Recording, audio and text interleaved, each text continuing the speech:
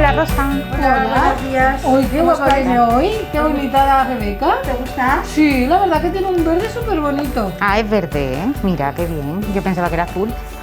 No, es verde. Y la camisa es blanca con cosas verdes y círculos rojos.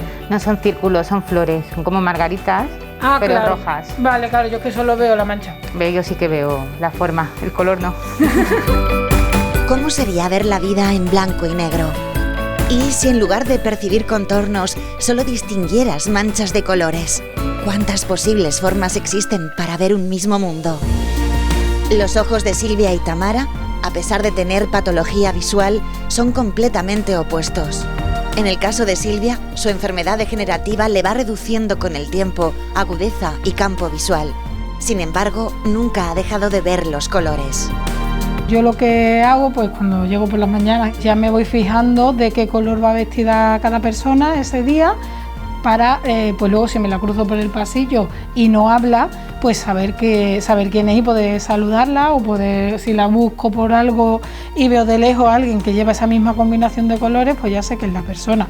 No veo para nada a la persona, no sé, o sea, no te puedo decir la cara cómo es, pero me lo aprendo por los colores de la ropa. Unos recursos que también utiliza para buscar un buzón de correos o para diferenciar las frutas de un frutero. El caso de Tamara es completamente opuesto. Yo tengo distrofia de conos, que es una discapacidad visual congénita. Yo nací viendo así y en principio no ha degenerado especialmente, más o menos se ha mantenido estable. Y afecta a la visión del color. Yo no veo ningún color, lo veo todo como si dijéramos en escala de grises. También afecta a la agudeza visual y a la luz. Vamos, yo tengo fotosensibilidad.